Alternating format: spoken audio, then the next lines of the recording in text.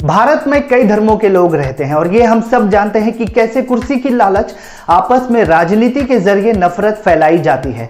भारत की स्वतंत्रता के बाद भारत का बंटवारा धर्मों के आधार पर होने के बावजूद आज तक भारत में कई दंगे हुए हैं, वो भी धर्मों के आधार पे। इन दंगों में सबसे अहम थी 1984 में हुए सिख दंगे।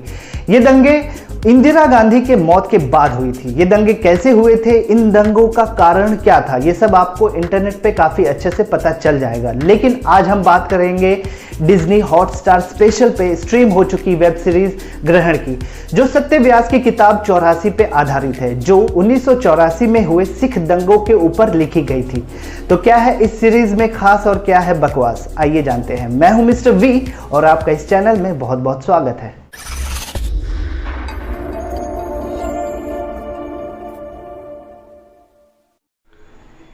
इस सीरीज में दो कहानियां एक साथ चल रही होती है। एक 80 के दशक में ऋषि और मनु की लव स्टोरी और दूसरी आज के दौर की है, जहां एक पिता गुरसेवक और बेटी अमृता की कहानी चल रही होती है। जहां एक तरफ 80 के दशक की एक रोमांस को दिखाती है तो दूसरी तरफ आज के दौर की कहानी में 1984 में हुए सिख दंगों की जांच के लिए एक टीम बनाई जाती है, जिसका जिम्मा IPS ऑफिसर अमृता सिंह को दिया जाता है। जैसे जैसे अमृता इस जांच को आगे बढ़ाती है वैसे वैसे कड़ियां जुड़ने लगती है और इस जांच में उसे एक तस्वीर मिलती है जिसमें उसके पिता की पहचान सामने आती है और ये अमृता को पता चलता है कि 84 में हुए दंगे में उसके पिता का हाथ था। और ये सवाल वो अपने पिता गुरसेवक से पूछती है, जो 84 के दंगे के वक्त उसके पिता का नाम ऋषि था, लेकिन अब वो गुरसेवक के नाम से जाना जाता है। आखिर क्यों? लेकिन जैसे जैसे जांच आगे बढ़ती है एक एक कर कई सारी परतें खुलने लगती है और दफन हुए कई राज सामने आने लगती है। सच और झूठ को अलग करती है। क्या है ऋषि का गुरसेवक बनने का राज? क्या सच में ऋषि ही दंगाई है या इसके पीछे छिपी है कोई और बात जिसे गुरसेवक अपने सीने में छिपाए हुए है? इन सब सवालों के जवाब देने का काम करती है ग्रहण। ग्रहण वेब सीरीज की कुल 8 एपिसोड्स है और हर एपिसोड 45 से 50 मिनट्स के हैं। अच्छी बात यह है कि इसकी ओरिजिनल भाषा हिंदी के साथ साथ इसे मराठी, तमिल, बंगाली, कन्नड़, मलयालम और तेलुगु में भी डब किया गया है, सिर्फ अंग्रेजी सबटाइटल्स के साथ।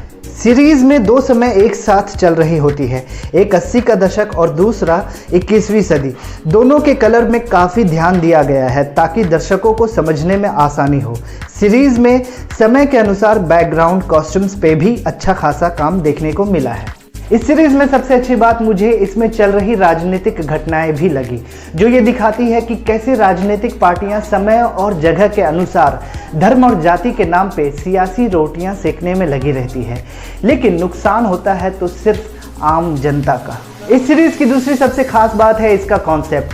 सीरीज के पहले 2 एपिसोड्स काफ़ी तेज़ी से आगे बढ़ती है, जिसमें बोर होने का तो कोई सवाल ही पैदा नहीं होता।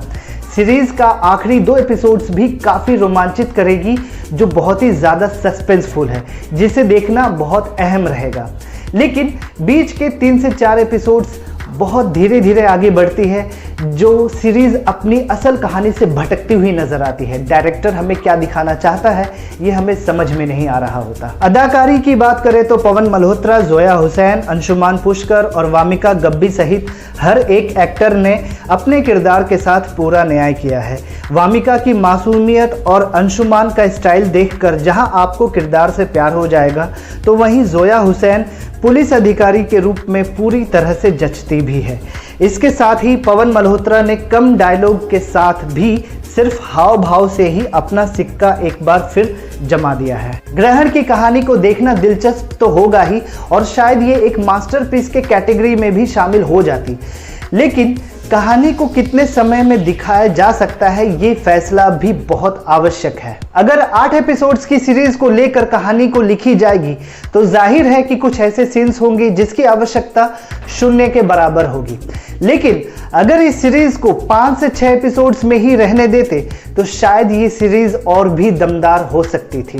सीरीज में गालियों का इस्तेमाल किया गया है और कुछ आपत्तिजनक सीन्स भी हैं, तो अच्छा रहेगा कि इसे आप परिवार के साथ ना ही देखें। मैं इस सीरीज को देना चाहूंगा 10 में से 6 स्टार्स। इस वीडियो में बस इतना ही। अगर आपको ये वीडियो पसंद आया हो तो सब्सक्राइब जरूर कर देना। मिलते हैं अगले वीडियो में, तब तक आप अपना ख्याल रखिएगा।